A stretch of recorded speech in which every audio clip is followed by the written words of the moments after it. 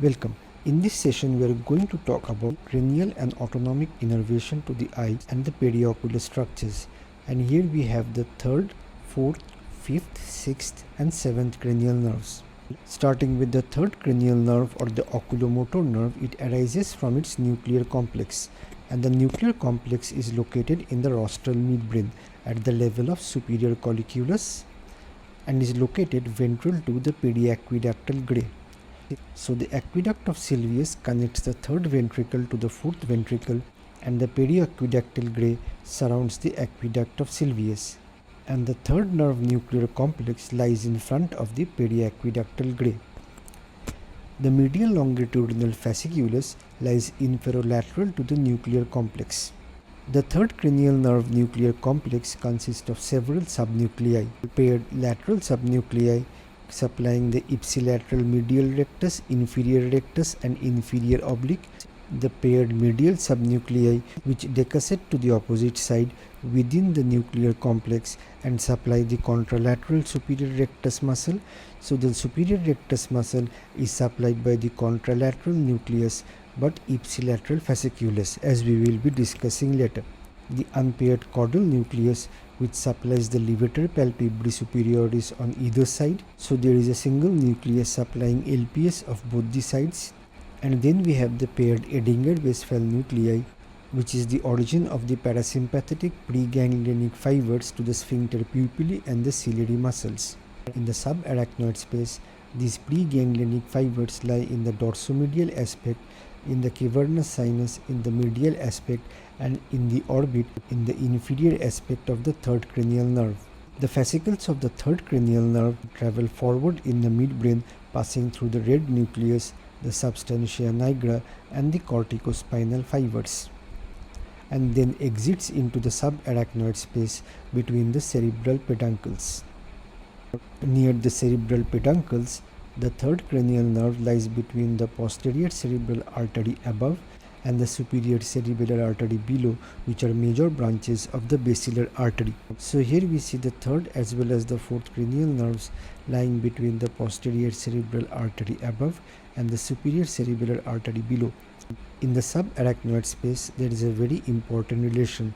The posterior communicating artery lies medial to the third cranial nerve, and the pupillary fibers are also located in the dorsomedial aspect of the third cranial nerve, thus becoming prone to compression from aneurysms of the posterior communicating artery. The third cranial nerve is also prone to compression from herniation of the uncus.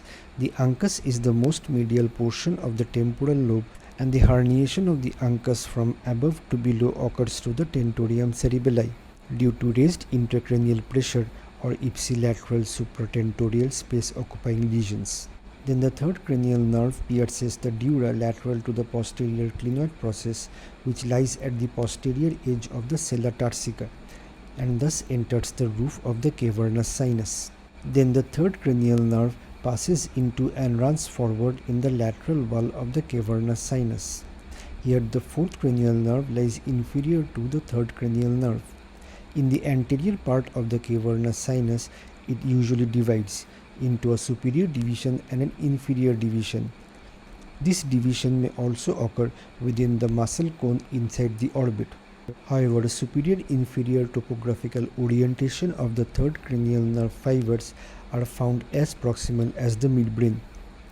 The nerve or its superior and inferior divisions pass through the superior orbital fissure and within the annulus of Zinn. So this is the annulus of Zinn of the right eye, made from the origins of the superior rectus, lateral rectus, inferior rectus and medial rectus, and straddling the superior orbital fissure and the optic canal. And the superior and inferior divisions of the third cranial nerve passes through the superior orbital fissure inside the annulus of Zinn. And so does the sixth cranial nerve and the nasociliary branch of the trigeminal nerve. However, the fourth cranial nerve and the frontal and the lacrimal branches of the trigeminal nerve, although enters the orbit through the superior orbital fissure, but does so outside the annulus of Zinn. The optic canal within the annulus of Zinn transmits the optic nerve and the ophthalmic artery. The superior division of the third cranial nerve supplies the superior rectus and the levator palpebrae superioris muscle from their inner surfaces. And the inferior division divides into three branches to supply the medial rectus, inferior rectus and inferior oblique also from their inner surfaces. The superior rectus, medial rectus and inferior rectus receive innervation at 1/3 of their lengths from the orbital apex. And this is same with the lateral rectus supplied by the 6th cranial nerve and the superior oblique supplied by the 4th cranial nerve. But the inferior oblique receives its innervation at its midpoint from the 3rd cranial nerve. However, the superior oblique muscle, unlike the other muscles, receives its innervation from the 4th cranial nerve from its outer surface. The preganglionic parasympathetic fibers to the pupillary sphincter and the ciliary body run in the nerve to the inferior oblique, exits that nerve and enters the ciliary ganglion, where it synapses. And the ciliary ganglion lies lateral to the optic nerve 10 mm anterior to the annulus of Zinn. The postganglionic parasympathetic fibers originating from the ciliary ganglion then run through the short posterior ciliary nerves and reach the pupillary sphincter and the ciliary body. Now, out of all the preganglionic parasympathetic fibers, only 3 to 5% supply the pupil, and the remaining 95 to 97% supply the ciliary muscles for accommodation. Now we come to a very important reflex arc, the pupillary light reflex pathway, which is very important to understand and remember. The light reflex is the simultaneous and equal constriction of both pupils when any one of the eyes is illuminated. So when light is thrown on any one of the eyes, both the pupils constrict, and they constrict simultaneously and to an equal extent. And cells called intrinsically photosensitive retinal ganglion cells, also known as melanopsin RGCs or mRGCs, mediate this light reflex, and the IPRGCs also mediate the circadian diurnal rhythm. The intrinsic photosensitive retinal ganglion cells respond directly to blue light in a sustained manner, bypassing the photoreceptor cells. And patients with photoreceptor cell loss, in contrast to those with optic nerve damage, may have their IPRGCs intact, resulting in intact pupillary light reflex and intact circadian rhythm. Coming to the anatomy of the pathway, the afferent term which we have discussed in the previous session when discussing the visual pathway starts with the optic nerve, with fibers from the nasal retina decussating in the optic chiasm and traveling in the contralateral optic tract, and fibers from the temporal retina remaining uncrossed in the optic chiasm and passing within the ipsilateral optic tract. The optic nerve fibers serving the pupillary light reflex, which constitutes 30% of all the optic nerve fibers, leave the optic tract before the optic tract reaches the lateral geniculate nucleus and enters the midbrain through the brachium of the superior colliculus and synapses in the ipsilateral pretectal nucleus. So we should note here the pretectal nucleus of each side receive all the afferent pupillary fibers of the ipsilateral optic tract, but only half of the afferent pupillary fibers of the ipsilateral eye from the temporal retina serving the nasal field, half of the afferent pupillary fibers of the contralateral eye from the nasal half serving the temporal field. The fibers from the synapse in the pretectal nucleus then supplies both Edinger-Westphal nuclei, the contralateral one through the posterior commissure. The efferent arm of the pupillary light reflex arc starts from the Edinger-Westphal nucleus, passes through the 3rd cranial nerve in its dorsomedial aspect in the subarachnoid space as we have mentioned, then its inferior division, then the nerve to the inferior oblique, the ciliary ganglion and the short ciliary nerves as we have already mentioned. During sleep, loss of inhibition to the Edinger-Westphal nucleus from higher centers such as the reticular activating system makes the pupil smaller. The other reflex arc is the near reflex, and the near reflex consists of the triad of accommodation, convergence and meiosis initiated on shifting our attention from distance to near. And this near reflex initiates in the visual association area in the occipital cortex and then pass to both Edinger-Westphal nucleus for accommodation and meiosis and both medial rectus subnuclei for convergence. These fibers lie ventral to the pretectal nuclei and bypasses the pretectal nuclei and thus may be spared in dorsal midbrain lesions. Now coming to the next nerve, the trochlear nerve. The trochlear nerve innervates the superior oblique muscles, and the trochlear nerve or the fourth cranial nerve is the cranial nerve with the longest intracranial course with the fewest number of fibers. The nucleus of the fourth cranial nerve lies in the caudal midbrain at the level of inferior colliculus, and like the third cranial nerve nucleus is also ventral to the aqueduct of Sylvius. The medial longitudinal fasciculus passing from the sixth nerve nucleus to the third nerve nuclear complex lies ventrolateral to the fourth nerve nucleus. From the fourth nerve nucleus, the fibers first run dorsocaudally and then cross over to the other side behind the aqueduct of Sylvius and completely decussate. And the fourth nerve is the only cranial nerve to completely decussate, and this decussation occurs in the superior medullary velum below the inferior colliculi and the pineal gland. Here we can recall that the third cranial nerve only partially decussates, that is, only the fibers supplying the superior recti decussate in the midbrain. Because of this complete decussation, the fourth cranial nerve nucleus supplies the contralateral superior oblique muscle. The fourth cranial nerve then exits the dorsal surface of the brainstem, and here also the fourth cranial nerve is the only cranial nerve to exit from the dorsal surface of the brainstem, and then turns around the brainstem, paralleling and lying just under the tentorial edge. So here we see the fourth cranial nerve after it has turned round from the dorsal surface of the brainstem, as we have seen in this picture. The fourth cranial nerve then runs forward in the subarachnoid space just below the third cranial nerve, and like third cranial nerve, as we have mentioned, the fourth cranial nerve passes between the posterior cerebral artery above and the superior cerebellar artery below.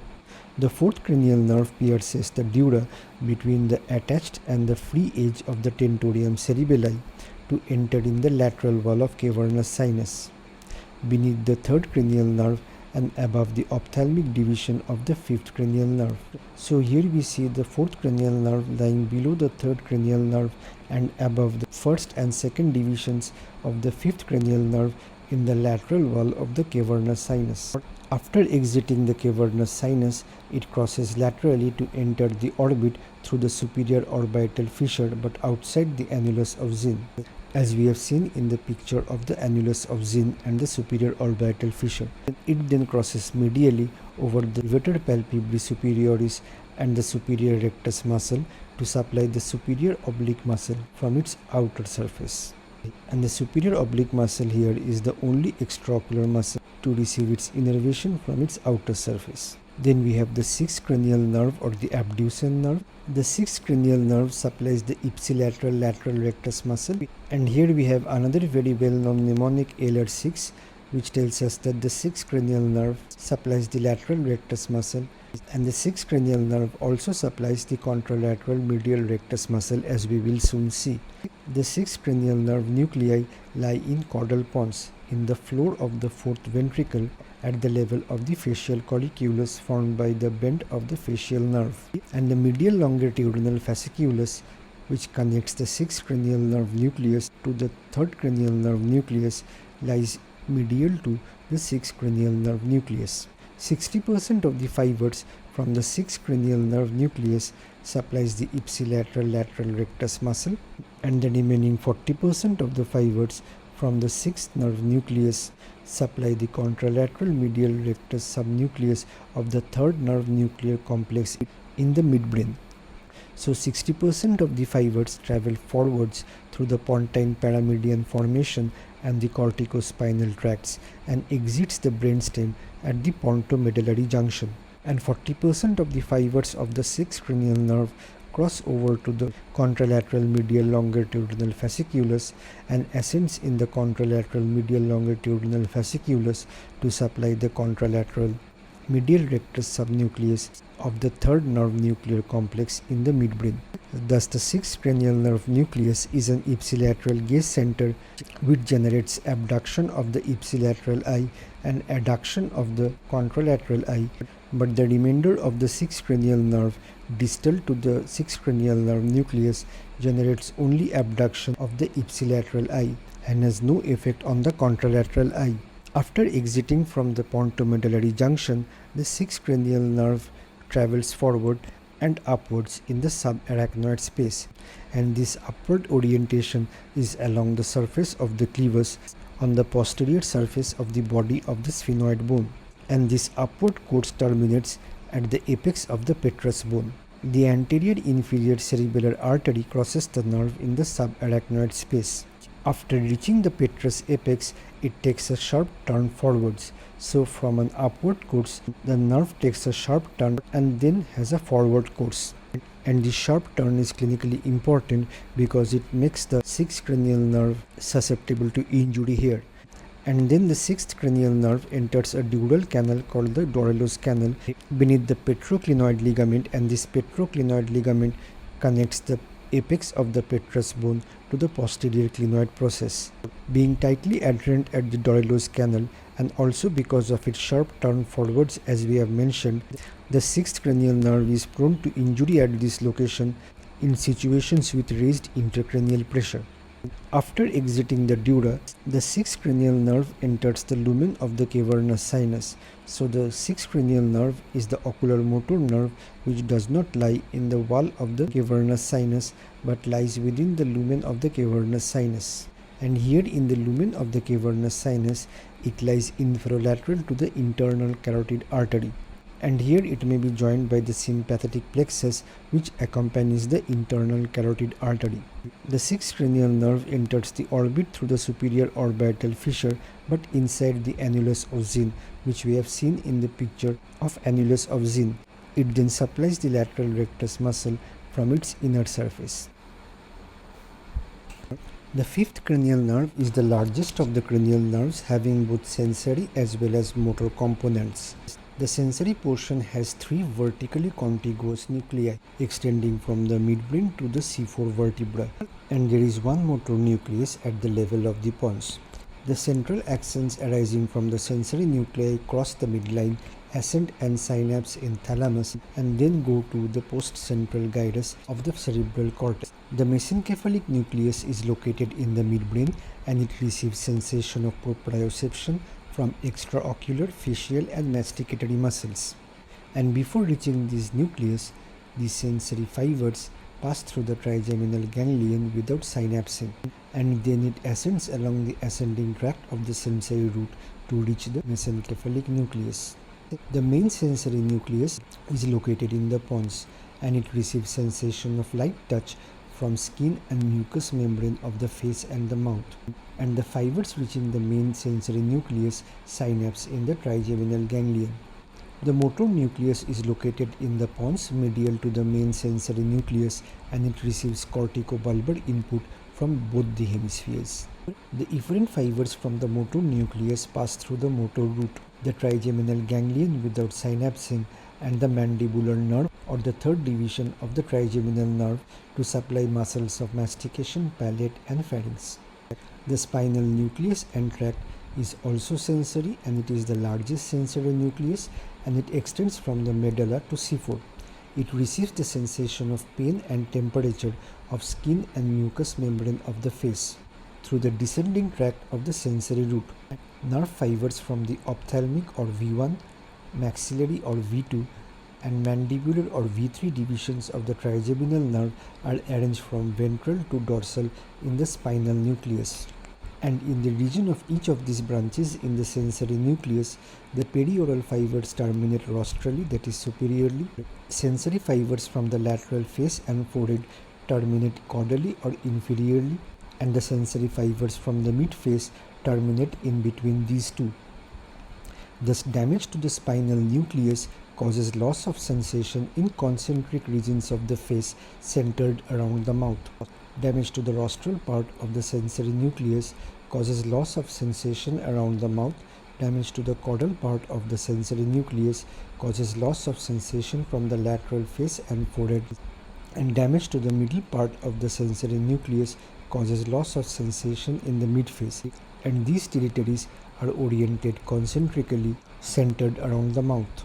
But unlike the spinal nucleus, damage to the V1, V2 and V3 divisions cause loss of sensation in vertically adherent sectors of the face, with the V1 division extending from the forehead to the upper lid, the V2 from the lower lid to the upper chin, and the V3 from the lower chin inferiorly.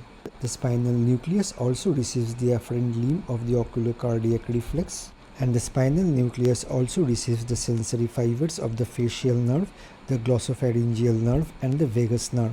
The nerve roots emerge from the ventrolateral surface of the pons, and the superior cerebellar artery here lies adjacent to the root of the trigeminal nerve. The trigeminal nerve crosses over the petrous apex and becomes extradural here, and then the trigeminal nerve forms the trigeminal ganglion in the Meckel's cave in the floor of the middle cranial fossa. Here the nerve is lateral to the posterior portion of the cavernous sinus and the internal carotid artery. The nerve then divides into its three divisions: the ophthalmic, the maxillary, and the mandibular. The ophthalmic or the V1 division of the trigeminal nerve runs in the lateral wall of the cavernous sinus below the third and fourth cranial nerves. Here a meningeal branch receives sensation from the middle cranial fossa. Then the ophthalmic division of the trigeminal nerve divides into three branches near the superior orbital fissure through which all three pass, but the frontal and the lacrimal branches pass through the superior orbital fissure outside the annulus of Zinn, and the nasociliary branch passes through the superior orbital fissure but inside the annulus of Zinn.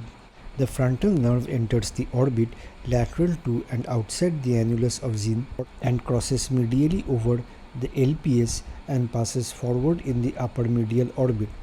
It divides into supraorbital and supratrochlear nerves which supply the forehead and the medial parts of the conjunctiva and the upper eyelids. The lacrimal branch of the first division of the trigeminal nerve also enters the orbit lateral to and outside the annulus of Zinn and runs forward in the upper lateral orbit, and it supplies the lacrimal gland and the adjacent skin of the upper eyelids. The lacrimal nerve also receives parasympathetic secretomotor innervation to the lacrimal gland from the pterygopalatine ganglion via the zygomaticotemporal branch of the maxillary nerve, and we'll describe this lacrimal reflex arc soon in this presentation. The lacrimal nerve also receives sympathetic fibers to the lacrimal gland from the sympathetic plexus around the lacrimal artery. The nasociliary nerve enters the orbit within the annulus of Zinn and crosses to the medial side over the optic nerve but under the superior rectus and the levator palpebrae superioris muscles. It gives off the long posterior ciliary nerves and also a branch to the ciliary ganglion whose fibers continue in the short posterior ciliary nerves.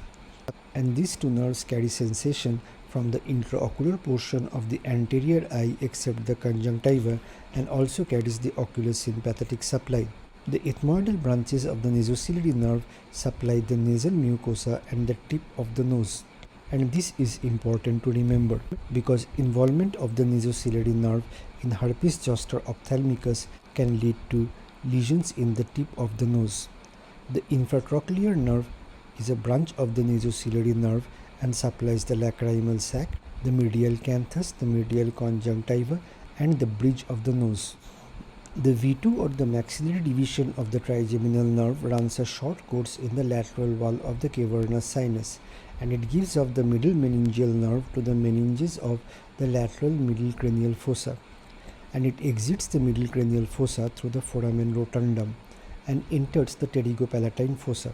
In the pterygopalatine fossa, it receives parasympathetic postganglionic secretomotor fibers destined for the lacrimal gland from the pterygopalatine ganglion, and these fibers then pass to the zygomaticotemporal branch of the maxillary nerve, which enters the orbit through the inferior orbital fissure and then joins the lacrimal branch of the ophthalmic division of the trigeminal nerve.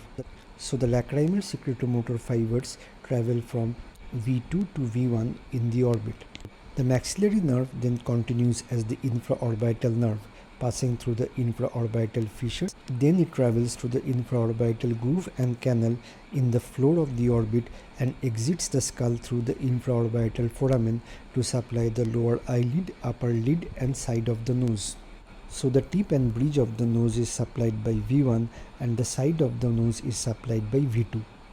The seventh cranial nerve or the facial nerve has both motor and sensory components and have several nuclei. The motor nucleus supplies muscles of facial expression and lies in caudal portion of the pons ventrolateral to the sixth cranial nerve nucleus. The fibers from the motor nucleus of the seventh cranial nerve first travel dorsomedially to the floor of the fourth ventricle and then curve rostrally above the sixth cranial nerve to run ventrolaterally and exit the ventrolateral aspect of the pontomedullary junction in the cerebellopontine angle near cranial nerves 5, 6 and 8.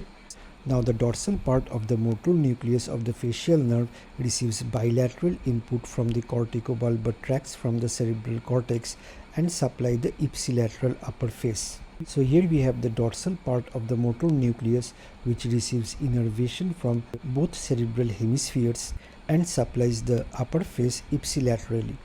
And the lateral part of the motor nucleus of the seventh cranial nerve receives input from the contralateral cerebral hemisphere only and supplies the ipsilateral lower face.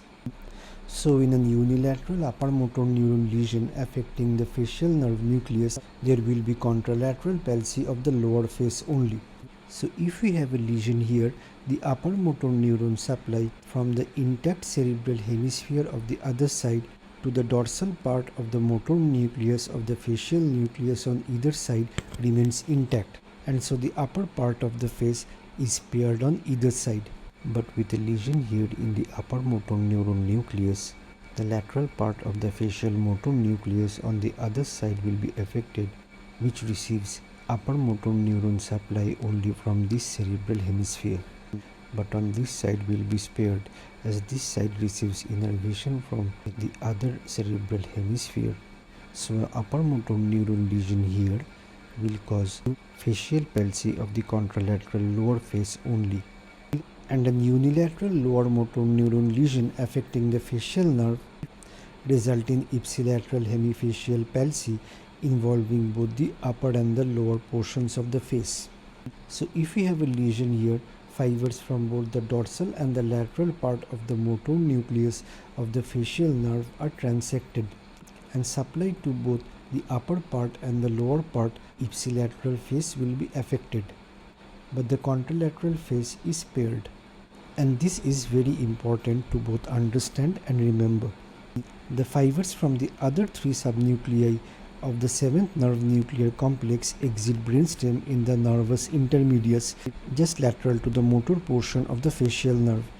That is the nucleus of tractus solitarius, which receives taste sensation from the anterior 2/3 of the tongue, and there is the lacrimal nucleus which supplies parasympathetic innervation to the lacrimal gland, and the nearby superior salivary nucleus which supplies parasympathetic innervation to the submandibular and sublingual salivary glands. The nervus intermedius also carries sensory fibers from parts of the ear which then travel to the spinal nucleus of the fifth cranial nerve.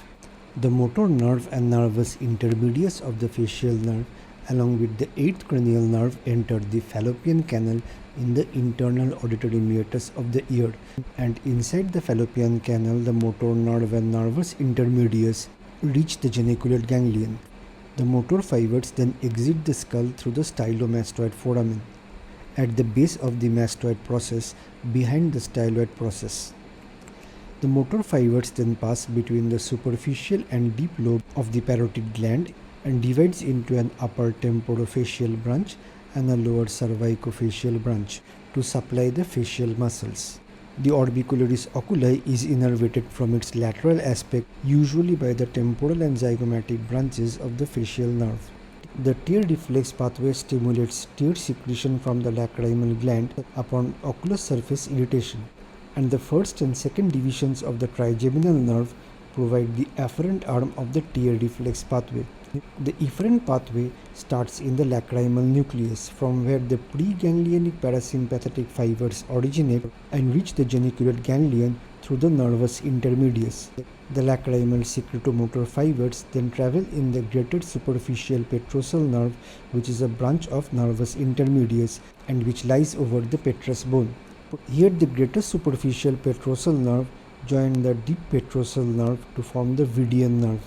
The deep petrosal nerve carrying the sympathetic fibers from the internal carotid artery. The Vidian nerve is also called the nerve of the pterygoid canal.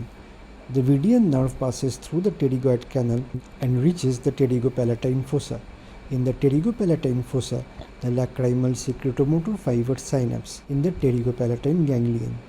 The postganglionic parasympathetic fibers pass through the inferior orbital fissure and then join the zygomatic nerve, a branch of the maxillary nerve or the second division of the trigeminal nerve, and then passes to the lacrimal branch of the ophthalmic nerve, the first division of the trigeminal nerve. So the postganglionic parasympathetic fibers pass from the pterygopalatine ganglion to the second division of the trigeminal nerve and then to the first division of the trigeminal nerve. And after reaching the lacrimal nerve, it forms a retroorbital plexus whose branches called the rami ocularis reach the lacrimal gland and the globe.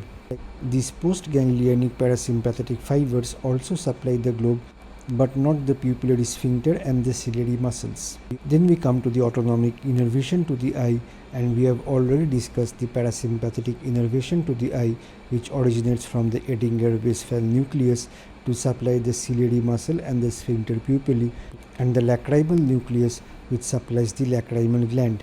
The ocular sympathetic innervation arises from the posterolateral hypothalamus, and this region receives inputs from multiple regions of the brain. The first order neurons in the ocular sympathetic pathway descend from this hypothalamic center in the brainstem and spinal cord and synapse in the ciliospinal center of Budge-Waller at the level of C8T2. The postsynaptic second order neurons exit the spinal cord through the ventral rami of C8 to T2 and ascend in the paravertebral sympathetic plexus.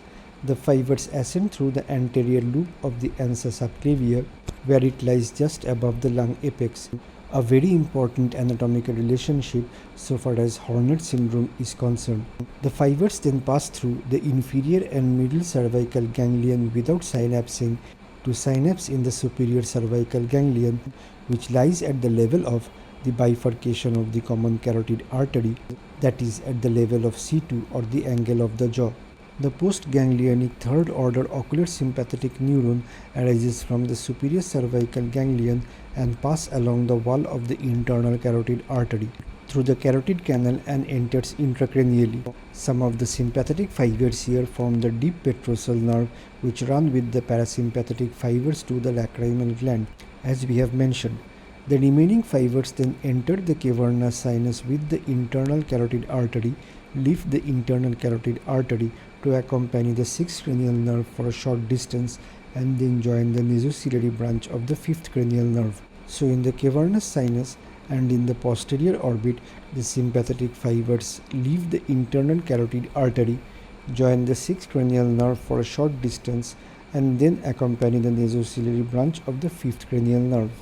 So after leaving the internal carotid artery and the nasociliary branch of the first division of the trigeminal nerve, the sympathetic fibers run both in the long posterior ciliary nerves and the short posterior ciliary nerves, which they pass through the ciliary ganglion without synapsing.